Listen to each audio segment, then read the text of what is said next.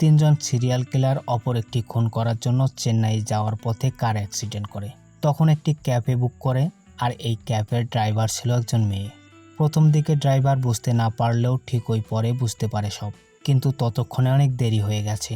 বাধ্য হয়ে তাদেরকে সাহায্য করতে হয়। লাস্টে তো একটি বিশাল টুইস্ট আছে। এই টুইস্টটির কথা প্রথমে বলে এক্সপ্লেনেশনের মজা নষ্ট করতে চাচ্ছি না। কি ঘটেছিল ড্রাইভার মেয়েটির সাথে আর টুইস্টই বা কি, সব কিছু জানবেন সিনেমার শেষের দিকে। তো বন্ধুরা, আমি আতিক আছি আপনাদের সাথে। চলুন শুরু করা যাক আজকের এক্সপ্লেনেশন। তামিলনাড়ুর কাঞ্চিপুরম ডিস্ট্রিক্ট। যমুনা তার কারটি সযত্নে ওয়াশ করতেছে। এই কারটি একসময় তার বাবা চালাতো। তার বাবার মৃত্যুর পর সে নিজে এখন ড্রাইভ করে। কল ট্যাক্সের মাধ্যমে ভাড়া যায়, বাংলাদেশের উবার বা পাঠাওয়ের মতো। যমুনার মামা মামি এসেছে তার বাড়িতে। মামি আঙ্কেলকে বলতেছিল যমুনাকে এসব কাজ থেকে বিরত থাকতে। আর এই যে ভদ্র মহিলাটিকে দেখতেছেন, ঠিকঠাক হাঁটতে পারতেছে না, ইনি হলেন যমুনার মা। ব্রেন স্ট্রোকের পর এই অবস্থা হয়েছে এনার। যমুনার মামি যমুনার উপরে রেগে আছে। শহরে তো মেয়েদের কাজের অভাব নেই, তবু কেন সে ড্রাইভিং করতেছে। যমুনা বলে তার বাবাও তো ড্রাইভিং করেছে। মামি বলে তোমার বাবা ছিল পুরুষ, এই ড্রাইভিং এর জন্য একদিন ঠিক বিপদ ডেকে আনবে, তুমি দেখে নিও। যমুনা তার কোনো কথাই শোনে না, এজন্য মামি বক বক করতে করতে সেখান থেকে চলে যায়। তাদের কনভারসেশনে আরো বোঝা যায় যমুনার একটি ছোট ভাই আছে। ফায়ার ইঞ্জিনিয়ারিং এর জব পেয়েছে সে, বেঙ্গালুরুতে থাকে। তার মামা জিজ্ঞেস করে তার ভাইয়ের সাথে কথা হয়েছে কিনা। যমুনা বলে গতকাল হয়েছে। যমুনাকে তার ভাইয়ের সাথে যোগাযোগ করতে মানা করে যায় তার মামা। যমুনা তার মায়ের ভালো খেয়াল রাখে। ধীরে ধীরে ইমপ্রুভ করতেছে তার মা। কাজের জন্য যে সময়টুকু মায়ের পাশে থাকতে পারে না, সেই সময়টুকুতে দেখাশোনার জন্য একটি নার্সও রেখে দিয়েছে। অপর পাশে তিনজন সিরিয়াল কিলার গাড়িতে করে চেন্নাইয়ের দিকে যাচ্ছে। তারা নতুন একটি কন্ট্যাক্ট পেয়েছে। রাস্তার মাঝে হাতাহাতির কারণে একটি যাত্রী ছাউনির মাঝে গাড়ি লাগিয়ে দেয়। তাদের তেমন কোনো ক্ষতি না হলেও গাড়িটি আর চলার উপযুক্ত থাকে না। অপর পাশে রহিম নামের আরেকজন কিলার এক্স এমএলএর বাসার উপর নজর রাখতেছিল। এক্স এমএলএ মারাগাথান এলাকায় অনেক জনপ্রিয় তার ভালো কাজের জন্য। এমএলএর বাসা সব পর্যবেক্ষণের পর রহিম ভাস্কর নামের একজনের সাথে দেখা করে। মূলত এই এমএলএকে মারার পুরো প্ল্যানিং ভাস্করের। রাস্তার মাঝে যে আমরা কারটি অ্যাক্সিডেন্ট করতে দেখেছি, তারা সবাই ভাস্করের ডাকে কিলিং মিশনে অংশগ্রহণ করতে আসতেছে। রহিম ভয়ে ভয়ে ভাস্করকে সবকিছু বলে। আজই ভাস্কর মিশনটি এক্সিকিউট করবে। এদিকে কার অ্যাক্সিডেন্টের জন্য ড্রাইভার মাধির সাথে তার বন্ধু নাগার হাতাহাতি হচ্ছে। নিশ্চিন্তে বসে আনমনে বেলাচাঁদ মাল খেয়েই যাচ্ছে। তখন রাঘব নাগাকে ফোন করে। নাগা তাকে সব খুলে বলে অ্যাক্সিডেন্টের বিষয়ে। যে করেই হোক 1 ঘন্টার মধ্যে তাদেরকে পৌঁছাতে হবে চেন্নাইতে। ডিল অনুযায়ী পেমেন্ট পেয়ে গেছে তারা। কাজ আজই করতে হবে, অর্থাৎ এমএলএকে মারতে হবে আজকেই। আরেকটা ব্যাপারে ভাস্কর সাবধান করে, বেলাচাঁদ যেন কোনোভাবে পাউডার না পায়। অর্থাৎ বেলাচাঁদ কোকেন হাতে পেলে নিশ্চয়ই উল্টাপাল্টা কিছু করবে। নাগা মাধির কাছে আসে, তাকে বলে যে কোনো উপায়ে 1 ঘন্টার মধ্যে আমাদের পৌঁছাতে হবে। মোটামুটি 70 কিলোমিটারের মতো আছে রাস্তা। মাধি নাগার ফোনটি নিয়ে ইউক্যাব অ্যাপ ইনস্টল করে। এরপর ক্যাবের জন্য রিকোয়েস্ট পাঠায়। আশেপাশে সকল ড্রাইভার ব্যস্ত থাকায় যমুনা অ্যাকসেপ্ট করে কলটি। তাদের লোকেশন অনুযায়ীও আসে। যমুনা সেখানে আসার পর একটি বৃদ্ধ লোক ইশারায় মাথা নাড়ায়, অর্থাৎ বোঝাইতেছিল সে লোকগুলো অনেক ডেঞ্জারাস, তাদের সাথে যেন না যায় সে। যমুনাকে ফোন করলে যমুনার লোকেশন জেনে বলে সেটা অনেক দূর, ট্রিপ ক্যান্সেল করো, আমি যেতে চাচ্ছি না সেখানে। যমুনা যখন এখান থেকে চলে যাচ্ছে, নাগা মাধিকে পাঠায় যে কোনো মূল্যে ক্যাবটিকে থামাতে হবে। প্রথমত দ্রুত পৌঁছাতে হবে, দ্বিতীয়ত মেয়ে মানুষদের সহজে বোকা বানানো যায়। মাধি এসে ক্যাবটি দাঁড় করায়, রিকোয়েস্ট করে যমুনার কাছে, দিদি এটা আমাদের কাছে অনেক জরুরি, আমাদের অনেক দ্রুত পৌঁছাতে হবে। সত্যি বলতে আমাদের গাড়িটি রাস্তায় ব্রেক ফেল হয়ে অ্যাক্সিডেন্ট করেছে, যার কারণে সেটা আর চলতেছে না। আমরা একটি বিয়েতে যাচ্ছি, আমাদের একটু হেল্প করেন প্লিজ দিদি। সময় মতো না পৌঁছাতে পারলে মালিক আমাদের কিছুই দেবে না। অপর পাশে কার্তিক নামের একজন গ্যাংস্টারকে তুলে আনা হয়েছে থানাতে। এসিপি সুভাষ তাকে জিজ্ঞাসাবাদ করতেছে একটি সিসিটিভি ফুটেজ দেখিয়ে। ফুটেজে দেখা যাচ্ছিল একটি লোক তার স্ত্রী সহ বাসার সামনে আসে। বাসার সামনে নামার পর ফোনে কথা বলতে যায় যখন লোকটি, হঠাৎ কিছু লোক এসে এলোপাতাড়ি ধারালো অস্ত্র দিয়ে আঘাত করতে থাকে তাকে। যখন সে মাটিতে ঢলে পড়ে তার স্ত্রী বেরিয়ে আসে। তার স্ত্রী তাদেরকে দেখে ফেলার কারণে তাকেও মেরে ফেলে তারা। এই খুনটি করার পেছনে নাগা, মাদি, বেলাসাত চেন্নাইতে যাচ্ছে অপর একটি খুন করার জন্য। মূলত এরা কন্ট্রাক্ট কিলার। এই খবরটি অবশ্য পত্রিকাতেও ছাপানো হয়েছে, এজন্য লোকচক্ষুর আড়ালেই আছে তারা। কার্তিক এই গ্যাংকের কাউকে চেনে কিনা এসিপি তার কাছে জানতে চায়। কার্তিক বলে না, কিন্তু তার মোবাইলের মাধ্যমে জানা যায় তার স্ত্রীর পরিচিত নাগা। এরপর কার্তিকের কাছ থেকে নাগার ফোন নাম্বার নেয়, ট্রেস করতে শুরু করে এসিপি। এদিকে ভাস্কর তাদেরকে ফোন করে জানতে চায় কোথায় পৌঁছেছে তারা। পুলিশ চারিদিকে তাদেরকে খুঁজতেছে। ফোন কাটার পর লক্ষ্য করে তারা যমুনা অন্য রাস্তায় নিয়ে এসেছে। জানতে চায় এ রাস্তায় কেন। যমুনা বলে এখানে আরও একটি যাত্রী আছে, আপনারা তো শেয়ার ট্রিপ সিলেক্ট করেছেন। মাদি তখন ফোনটি চেক করে, ভুলবশত তারা এই কাজটি করেছে। যাই হোক, রাস্তার মাঝে যে অদ্ভুত প্রাণীটিকে দেখতেছেন, মাথায় হেডফোন দিয়ে বিভিন্ন অঙ্গভঙ্গিমার মাধ্যমে মিউজিক শুনতেছিল, এটাই ছিল সেই যাত্রী। ক্যাব আসার পর বিশাল গাড়িতে উঠে বসে। নাগা চাচ্ছিল ড্রাইভারকে কিছু না বলে বিশালকে কিছু টাকা দিয়ে অন্য ক্যাফেতে আসতে বলবে, কিন্তু বিশাল তো ছিল একটু টেরা টাইপের। উল্টো টাকা তাকে ফেরত দিয়ে বলে তারও তারা আছে, সুতরাং এই ক্যাফেতেই যাবে সে। আর কোনো উপায় নেই, চারজনকে নিয়েই রওনা দেয় যমুনা। এদিকে মারাগাথানের ছেলে মানিকান তার বাবার এরকম সমস্যা দেখে সেখানে এসেছে তার বাবাকে প্রোটেক্ট করতে। তাপস নামের একজন গুন্ডাকে হায়ার করেছে বাড়ি পাহারা দেওয়ার জন্য। ভাস্কর এবং রহিম অন্য একটি ছাদের উপর থেকে সবকিছু নজরদারিতে রেখেছে। রহিমকে একটু ভীতু দেখাচ্ছিল। তাপস তাকে চেনে, চেন্নাইয়ের গ্যাংয়ের সদস্য সে। হয়তো মার্ডারের খবরটি লিক হয়েছে, তাই তাপসকে সেখানে দেখা যাচ্ছে। আজ মার্ডারের প্ল্যানটি ক্যান্সেল করতে বলে রহিম। এটা শোনার পর ভাস্কর উকিলকে ফোন করে। মূলত এই উকিল সব মার্ডারের কন্ট্যাক্ট নেয়, বিভিন্ন গ্যাংস্টারদের দিয়ে কাজ করায়। উকিল বলে আজই কাজ করতে হবে, ওয়েট করো, পরিস্থিতি একা একাই নিয়ন্ত্রণে আসবে। মানিকান যখন তার বাবাকে সব বলে, মারাগাথান বিশ্বাসই করতে পারতেছিল না কে তাকে মারবে, কেই বা কন্ট্যাক্ট দেবে। মানিকান বলে তার বন্ধু হরিদাস সবকিছু বলেছে তাকে।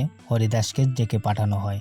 হরিদাসের কাছে জানতে চাওয়া হয় সে কিভাবে এসব কথা জানে। হরিদাস রানিং এমএলএর ভয়েস মেসেজ শোনায়। এমএলএ বলতেছিল রাজনীতি একটা যুদ্ধক্ষেত্র, মারাগাথান চায় না তার ছেলের রাজনীতিতে আসুক, কিন্তু মারাগাথান তো হুঁশিয়ার, সে ইন্ডিপেন্ডেন্ট থেকে কাউন্সিলর হয়েছে। অপর পাশে মারাগাথান তো জনগণের কাছে অনেক প্রিয়, এমএলএতে দাঁড়ালে নিশ্চিত পাশ করবে, মন্ত্রীও হয়ে যাবে। তাকে সরিয়ে দিলে তার ছেলে সেই পথে দাঁড়াবে, পার্টিও তাকে সাপোর্ট করবে, কিন্তু আমাদের সাথে পেরে উঠতে পারবে না। এজন্য মারাগাথানকে খুনের প্ল্যান করেছে। মারাগাথান হরিদাসকে জিজ্ঞেস করে এই ভয়েস মেসেজ সে কিভাবে পেল। হরিদাস বলে এমএলএ ড্রাইভার, রান্নার কাজের লোক সবই তার স্পাই। হরিদাস যখন এখান থেকে বের হয় তখন দেখা যায় শুধু এমএলএ নয়, মারাগাথানের বাসার কাজের লোকও তার স্পাই। সে ডাবল গেম খেলতেছে। যাবার সময় এমএলএকেও ফোন করে। যাই হোক, এদিকে যমুনা চলতে চলতে তার বাবার বন্ধুর সাথে দেখা হয়। তার গাড়ির পেট্রোল শেষ হয়ে গেছে। যমুনার কাছে এক্সট্রা পেট্রোল রয়েছে। পেট্রোল বের করার জন্য পেছনের ডিকিটি খুলে যখন সে পেট্রোল নিতে যায়, সেখানে থাকা ধারালো অস্ত্রের আঘাতে হাত কেটে যায় তার। যখন সে ভালো করে খেয়াল করে, রান্না করার জিনিসপত্রের পরিবর্তে এখানে ধারালো অস্ত্র দিয়ে ভর্তি। যমুনা ভয়ে জড়সড় হয়ে যায়। যখন সে তার বাবার বন্ধুকে বলতে যাবে, ততক্ষণে সে চলে গিয়েছে এখান থেকে। রাস্তার মাঝে চুপচাপ দাঁড়িয়ে থাকে। নাগা তাকে চলতে বলে, কেননা তাদের দ্রুত পৌঁছাতে হবে। যমুনা তাদেরকে বুঝতে দেয় না, সে বুঝতে পেরেছে তারা ক্রিমিনাল। তাদের নিয়ে যাত্রা শুরু করে আবার। রহিম এবং ভাস্কর বাসা থেকে বের হয়। তাপস তাদেরকে দেখে ফেলে, জানতে চায় কি করতেছে তারা এখানে। রহিম বলে কিছুই না, এখানে এসেছে তারা কাজের জন্য। তাপসেরও লোকজনের ঘাটতি ছিল, তাই তাদেরকে এমএলএর বাসাতে নিয়ে আসে। এজন্য তাদের দুজনের কাজ একটু সহজ হয়ে যায়। এদিকে যমুনার মা হঠাৎই অসুস্থ হয়ে পড়েছে। ডক্টর যমুনার সাথে কথা বলে, অবস্থার দিন দিন অবনতি হচ্ছে, দ্রুত তাকে হসপিটালে ভর্তি করতে হবে, অন্যথায় খারাপ কিছু হতে পারে। যমুনার সাথে তার মাও কথা বলতে চায়। ভিডিও কলে কথা বলে তারা। গাড়িটি একপাশে দাঁড় করিয়ে রেখেছিল। ততক্ষণ বেলাসাত লাগাতার কোকেন নিচ্ছিল। কোকেন নেওয়ার পর এ তো আরও বেশি সাইকো হয়ে যায়। এজন্য ভাস্কর নাগাকে সাবধান করেছিল পাউডার যেন সে না পায়। মাদির কাছে 2-1 প্যাকেট ছিল, এটাই নিয়ে খাচ্ছে সে। মাদি যখন এটা ফেলতে যাবে, বারবার ভাস্কর বাধা দেয়। এরপর আবারও গন্তব্যের দিকে রওনা। এসিপি সুভাষ একজন এসআইকে বলতেছিল এই গ্যাংকে ট্র্যাক করা একেবারেই বেকার, তারা তো ক্যাফেতে করে যাচ্ছে। ক্যাফের ড্রাইভার একটি মেয়ে। এসিপি চাচ্ছিল যেভাবেই হোক গ্যাংকের সদস্যদের ধরতে, কিন্তু আইজির কড়া নির্দেশ গ্যাংকের সদস্যদের জীবিত ধরতে হবে, অক্ষত অবস্থায়। কিছুদিন আগে যে মার্ডারটি করেছে তারা, সেটা ছিল আইজির পুত্র এবং পুত্রবধূ। আইজি চাচ্ছিল তাদের সুস্থ অবস্থায় ধরতে, যাতে সে জানতে পারে খুনের পিছনে কারা। এরপর এসিপি যমুনাকে ফোন করে। এসিপি তার পরিচয় দেয়। এটা শোনার পর যমুনার চোখ মুখ শুকিয়ে যায়। এসিপি বলে, তোমার গাড়িতে যে প্যাসেঞ্জার রয়েছে তারা খুনি, কিন্তু তুমি ভয় পেও না, তোমার কার পুরো নজরদারিতে রয়েছে আমাদের। তুমি আমার সাথে এমনভাবে কথা বলো যাতে স্বাভাবিক মনে হয়। কিছুক্ষণ আগে যমুনার ডক্টরের সাথে কথা বলেছিল, এবারও সেই ডক্টরের সাথে কথা বলতেছে এমন বোঝায় সবাইকে। যমুনা রিকোয়েস্ট করে তাকে যেভাবেই হোক সবকিছু যেন সামলিয়ে নেয় এসিপি। যমুনা জানতে চায় কি করতে হবে তাকে। তখন এসিপি বলে, টেনশন করো না, সব ঠিকঠাক করে দেবো আমরা। যখন কথা বলতেছিল যমুনা এসিপির সাথে, হঠাৎই স্পিড ব্রেকারের ঝাঁকুনিতে ফোনটি লাউড স্পিকারে চলে যায়। কারে থাকা সবাই শুনতেছিল এসিপির কথাগুলো। হাত থেকে ফোনটি কেড়ে নেয় নাগা। এসিপি বলতেছিল, 1 কিলোমিটার দূরে যখন তুমি বিষ্ণু মন্দিরে পৌঁছাবে, আমরা রাস্তার পাশেই থাকবো। তুমি কার খারাপ হয়েছে বলে 5 মিনিটের জন্য বাইরে আসবে, ক্রিমিনালদের গাড়ির ভেতরে রেখেই। এমন ভাব দেখাবে যেন তুমি গাড়ি ঠিক করতেছো, তারা যেন কোনোভাবেই বুঝতে না পারে সবকিছু। তুমি নামার পর আমরা সবাইকে সামলে নেব যেভাবেই হোক। সবকিছু শোনার পর বেলাসাদ সিট বেল্ট দিয়ে যমুনার গলাতে পেঁচিয়ে নেয়। যমুনা এক হাত দিয়ে গলার বেল্টটি খোলার চেষ্টা করে, অপর হাত দিয়ে গাড়ি চালাচ্ছে। এভাবে চলতে চলতে গাড়ি রং রোডে চলে আসে। অপর পাশ থেকে আসা একটি ট্রাকের সাথে ধাক্কা লাগবে এমন সময় কোনো রকমে যমুনা তাদেরকে বাঁচিয়ে নেয়। সবাই কার থেকে বেরিয়ে আসে, শুধু বেলাসাদ এবং যমুনা গাড়ির ভেতরেই ছিল। বেলাসাদ যমুনাকে পানি খেতে দেয়, ঠান্ডা মাথায় থ্রেট দেয় তাকে, এতক্ষণ যেটা তুমি দেখলে এর নাম ভয়। তুমি যদি ভাবো তুমি এখান থেকে পালাতে পারবে, সেটা শুধু আজকের জন্য। কাল হয়তো আমরা সবাই গিয়ে তোমার বাসার সবাইকে মেরে দেব, শুধু বাড়িটি পড়ে থাকবে, লোকজন থাকবে না। জানো তোমাকে আমি কেন ছেড়ে দিয়েছি? তুমি অনেক ভালো ড্রাইভার, তুমিই আমাদের পৌঁছাতে পারবে চেন্নাইতে। পুলিশ তোমাকে যেভাবে বলেছে ঠিক তেমনই করো। এখানে একটি টুইস্ট আছে, সেটা আমরা একটু পরেই জানতে পারবো। যমুনায় 1 কিলোমিটার যাওয়ার পর বিষ্ণু মন্দিরের পাশে গাড়ি থামায়। প্ল্যান অনুযায়ী যমুনা কার থেকে বেরিয়ে আসে, পেছনের ডিকি খোলে। সেখানে ওত পেতে থাকা পুলিশ অফিসাররা আশেপাশেই ছিল। এসিবি একজন এসআইকে নিয়ে সেখানে আসে। যখন কারের ভেতরে তাকায়, কেউ ছিল না ভেতরে, শুধুমাত্র সিঙ্গার ব্যতীত। যমুনার কাছে জানতে চায় বাকি যাত্রীরা কোথায়। যমুনা বলে পেছনে কোনো যাত্রী ছিল না। যমুনা এসব মিথ্যে কথা বলতেছিল বাধ্য হয়ে, কেননা ফোন কলের ওপাশ থেকে সবকিছু শুনতেছিল সবাই। যমুনা ইশারায় বোঝানোর চেষ্টা করতেছিল এসিপিকে, কিন্তু এসিপি কিছুই বুঝতে পারে না। এসিপি যমুনাকে সাবধান করে, যদি কিলারদের সে সহযোগিতা করে সেও ফেঁসে যেতে পারে। এসিপি যখন এখান থেকে চলে যাবে, বেলাসাদ পেছন দিক থেকে একটি অস্ত্র নিয়ে বেরিয়ে আসে এসআই এর দিকে। যমুনা এসআইকে সাবধান করার জন্য শব্দ করে। এসআই বেলাসাদকে দেখে তার রিভলভারটি বের করে। তখন বেলাসাদ তার হাতই কেটে ফেলে। বেলাসাদ অস্ত্রের মুখে জিম্মি করে যমুনাকে আবারও গাড়ি চালাতে বাধ্য করে। নাগা এবং মাধি একজন মোটরসাইকেল চালককে মেরে তার গাড়ি নিয়ে আসতেছিল তাদের কাছে। এরপর তারা একটি জঙ্গলের মাঝে আসে। নাগা ভাস্করকে ফোন করে। ভাস্কর কোনো রিস্ক নিতে চাচ্ছিল না। ড্রাইভার এবং সিঙ্গার সবকিছু জেনে ফেলেছে, সুতরাং তাদেরকে মেরে ফেলতে পারে ভাস্কর। যখন তাদেরকে মারতে যাবে, তখন মেইন রোডে পুলিশের গাড়ির আওয়াজ শোনা যায়। তখন তারা সিদ্ধান্ত নেয় যতক্ষণ না তারা চেন্নাইতে পৌঁছে যাবে ততক্ষণ তাদের সাথেই রাখবে। আবারও চলতে শুরু করে। বেলাসাদ জানতে চায় যমুনার কাছে গন্তব্যে পৌঁছাতে কতক্ষণ লাগবে। যমুনা জানায় 10 মিনিট। বেলাসাদ জেদ করে বসে 5 মিনিটের মধ্যেই পৌঁছাতে হবে, অন্যথায় তাকে মেরে ফেলবে। এমন উদ্ভট আবদার পূরণের জন্য তাকে অনেক বেগ পেতে হয়। গাড়ি অনেক স্পিডে চালাচ্ছিল জীবনের রিস্ক নিয়ে। এখানে একটু ফ্ল্যাশব্যাক দেখানো হয়। একদিন যমুনার বাবা যমুনাকে বলতেছিল, যদি তোমার সামনে হঠাৎ কেউ পড়ে যায়, তাৎক্ষণিক তাকে সাহায্য করার প্রয়োজন নেই, অপেক্ষা করো, দেখা দরকার আমাদের ভাগ্যের সাথে কি হয়। ঠান্ডা মাথায় বুদ্ধি খাটিয়ে কাজটি করা উচিত তোমার। তার বাবার কথাগুলো তখন বুঝতে না পারলেও আজ বুঝতেছিল সব। চলতে চলতে যমুনা সিঙ্গারকে ইশারা করে সেজন্য দরজাটি খোলে কারের। ডানে মোড় নেওয়ার সময় হঠাৎ যমুনা কারটি ঘুরিয়ে ফেলে। এতে কার থেকে সিঙ্গার নিচে পড়ে যায়। বেলাসাদ বিষয়টি বুঝতে পারে, কিন্তু ততক্ষণে অনেক দেরি হয়ে গেছে। অনেক দূরে এসে পড়েছে কার। মারাগাথানের বাসায় সিকিউরিটি অনেক টাইট করা হয়, ভেতরে কেউ আসতে পারবে একেবারেই অসম্ভব। মারাগাথান তার ছেলেকে বলতেছিল, আমি 3 বার এমএলএ হয়েছি, কিন্তু লাস্ট বার কার্তিক টাকার বিনিময়ে জিতে গেছে। ও আমাকে মারতে চায় কারণ হলো আমার সম্পর্কে মানুষের ভালো ধারণা আছে, এটাই আমার শক্তি। আমি তোমাকে আমার থেকে সবসময় দূরে রেখেছি কারণ হলো মানুষ তোমাকে যেন সম্মান করে। আমি এই গরিব মানুষদের ছোটোখাটো ওয়াদা করে এই পজিশন হাসিল করেছি। এই পজিশনের উত্তরাধিকার তুমি, এটার দেখাশোনা করবে তুমি, এর মাঝে আমি কাউকে আসতে দেব না। এটার করার জন্য যা ইচ্ছা করব আমি। মারাগাথানো সেই উকিলকে ফোন করে উকিলের কাছে জানতে চায় তুমি কি লোক পাঠিয়েছো আমাকে মারার জন্য। উকিল কোনো কথা না বলে ফোনটি রেখে দেয়। মারাগাথান এখন একেবারেই ক্লিয়ার। ভাস্কর এবং রহিমকে জিম্মি করা হয়। তাদের কাছে জানতে চাওয়া হচ্ছিল কে পাঠিয়েছে তাদেরকে। হরিদাসকে ফোন করলেও সে ফোন ওঠাচ্ছে না। এদিকে যমুনার গাড়ি এসে পৌঁছায় এমিলের বাসার সামনে। বেলাসাত এবং নাগা ভেতরে আসে। ভেতরে আসার পর তাদেরকে আটকানো হয়। মাধি যমুনাকে গান পয়েন্টে রেখেছে। মারাগাথানের লোকজন যখন ভালো করে চেক করার জন্য বাইরে যায়, তারা দেখতে পারে সকল গাড়ি পাংচার করে রেখেছে। বাইরে থাকা পাহারাদাররা সবাই মাটিতে পড়ে আছে।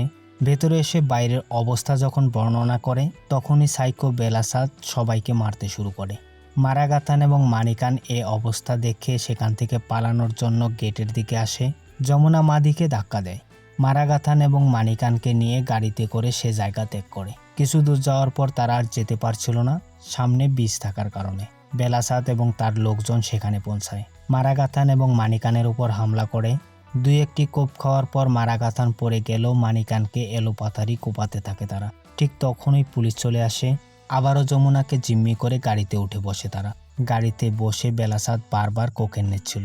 এক পর্যায়ে সে মোটামুটি অজ্ঞানের মতো হয়ে পড়ে। যমুনা মারাগাথান এবং মানিকানকে সাহায্য করেছে বাঁচতে, তাই নাগা চাচ্ছে যমুনাকে মেরে ফেলতে। তবে মেরে ফেলার আগে যমুনার সাথে কিছু একটা করতে চায় নাগা। যমুনার শরীরে বারবার হাত দিচ্ছিল নাগা। এক পর্যায়ে গলা চেপেই ধরে। যমুনা কারের নিয়ন্ত্রণ হারিয়ে ফেলে। একটি পিলারের সাথে হোঁচট খেয়ে কারটি দূরে গিয়ে পড়ে। আগুনও লেগে যায় তাতে। হসপিটালে মারাগাথান বসে আছে। তার ছেলের চিকিৎসা হচ্ছে ভিতরে। হরিদাস সেখানে আসে, বলে এই হামলার পিছনে এমিলের কোনো হাত নেই, মনে হয় অন্য কোনো গ্যাংয়ের কাজ এটি। আর হ্যাঁ, আমি ডাবল গেম খেলেছি ঠিকই, কিন্তু সেটা আপনার ছেলের জন্য। যমুনা এবং সিঙ্গারকে পুলিশ জিজ্ঞাসাবাদ করে। সেই অ্যাক্সিডেন্টে যমুনা বেঁচে গিয়েছিল। কারটি মাটিতে পড়ার সময় কারটির দরজা ভেঙে গিয়েছিল, আর এই সুযোগে যমুনা বেরিয়ে এসেছে। বাকিরা সবাই ভেতরে থাকার কারণে পুড়ে মারা গেছে। যমুনা পুলিশকে বলে দুজন যাত্রী ছিল কারের ভেতরে, কিন্তু এই ব্যাপারটা সিঙ্গারের মাথায় ঢুকতেছে না। সে তো শিওর কারের ভেতরে তিনজন ছিল। তাহলে কি ভুল দেখেছে সে? যাই হোক, এখানেও একটা টুইস্ট আছে, সব কিছুই জানবো একটু পরেই। যমুনা মারাগাথানের কাছে গিয়ে বসে। মারাগাথান তার নাম, বাবার নাম জিজ্ঞেস করে। যমুনা বলে তার বাবা বেঁচে নেই, ড্রাইভার ছিলেন। যমুনার বাবা সিলভাম স্বতন্ত্র পার্টি থেকে কাউন্সিলর পদে দাঁড়িয়েছিলেন। এজন্য কিছু লোক এসে তার বাবাকে মেরে লাশটিও নিয়ে যায়। এসব সইতে না পেরে তার মাও স্ট্রোক করে প্যারালাইজড হয়ে যায়। তখন তারা দুই ভাই বোন সিদ্ধান্ত নেয় তার বাবার মৃত্যুর জন্য যারা দায়ী তাদের প্রত্যেককে একে একে মেরে ফেলবে তারা। যমুনা তার ভাইকে ফায়ার ইঞ্জিনিয়ারিংয়ের কথা বলে শহরে পাঠায়। যমুনার ভাই মারিজ শহরে এসে এই গ্যাংকের সাথে একেবারে মিশে যায়।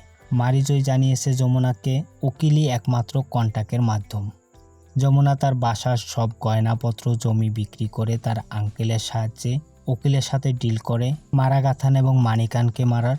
এ সব কিছুই হচ্ছিল প্ল্যান অনুযায়ী। সব প্ল্যান যমুনা এবং তার ভাইয়ের। মারাগাথান এবং মানিকানকে ইচ্ছে করেই ব্রিজের পাশে নিয়ে এসেছিল। যমুনা চেয়েছিল বেলাসাত যেন তাদের দুজনকে মেরে ফেলে এখানে কুপিয়ে, কিন্তু পুলিশ আসার কারণে সে বেঁচে গিয়েছে। যমুনা আরেকটু ক্লিয়ার করে বিষয়টা। সিলভাম যখন কাউন্সিলর পদে দাঁড়ানোর কথা বলে, তখন তাকে ডেকে পাঠিয়েছিল মারাগাথান, সেজন্য কাউন্সিলর পদে না দাঁড়ায় এটা বলার জন্য। একই ওয়ার্ডে তার ছেলে দাঁড়াবে, কিন্তু সিলভাম তার কথা শোনে না। তাই মারাগাথান উকিলের মাধ্যমে রাস্তা থেকে সরিয়ে দেয় সিলভামকে। যে কার অ্যাক্সিডেন্টটি হয়েছিল সেটা যমুনা ইচ্ছা করেই করেছে, আর কোকেনের সাথে এক্সট্রা পাউডার মিক্স থাকার কারণে বেলাসাত কারের মধ্যেই মারা গিয়েছিল। মারিজো হসপিটালে আসে পিস্তল হাতে নিয়ে। মারাগাথান যমুনাকে অনুসরণ করতেছিল। যমুনা তার ভাইয়ের কাছে পিস্তলটি নিয়ে তাকে সেখান থেকে চলে যেতে বলে, সে সামলে নেবে সবই। যমুনা যখন মারাগাথানকে মারতে যাবে, এমন সময় একটি ডক্টর এসে বলে তার ছেলে জীবিত নেই। যমুনা পিস্তলটি ফেলে দেয় নিচে। তার ভাই সেটি ধরে। মানিকানের লাশ যখন বাইরে নিয়ে আসা হয়, এটা দেখার পর মারাগাথান স্ট্রোক করে প্যারালাইজড হয়ে যায়। যমুনা তখন তার কাছে গিয়ে ধীরে ধীরে বলে, তোমাকে বেঁচে থাকতে হবে। তুমি যতদিন বেঁচে থাকবে প্রতিদিন ভাববে টাকা পয়সা ধন সম্পদ কিছুই না। এসব ভেবে আফসোস করতে করতে একদিন শেষ হয়ে যাবে তুমি। উকিল পুলিশের কাছে ধরা পড়ার আগেই নিজেকে নিজে শেষ করে দিয়েছে। ভাস্করকে মেরে যখন গ্যাংস্টাররা লাশ কবর দিতে গিয়েছিল তখন আইজির ছেলে দেখে ফেলেছে। একমাত্র উইটনেস মেটানোর জন্যই আইজির ছেলেকে মারা হয়েছে, তার ছেলের স্ত্রীকে মারা হয়েছে দেখে ফেলার কারণে। এদিকে যমুনার মা একটু সুস্থ। যমুনা তার মাকে বলে তার জন্য সারপ্রাইজ আছে। তখন মারিচ দরজার ওপাশ থেকে বেরিয়ে আসে। তাকে দেখে তার মা অনেক খুশি হয়। মিডিল ক্লাস ফ্যামিলির বলে অনেক হালকাভাবে নিয়েছিল, কিন্তু এই মিডিল ক্লাস ফ্যামিলির লোকরাই তার সাম্রাজ্যের পতনের কারণ হয়ে দাঁড়িয়েছে, যার তার সাথে লাগতে নেই। যাই হোক, ধন্যবাদ বন্ধুরা পুরো ভিডিওটি দেখার জন্য। কেমন লাগলো অবশ্যই জানাবেন কিন্তু কমেন্ট বক্সে। আর কোন মুভির এক্সপ্লেনেশন দেখতে চান সেটাও বলবেন।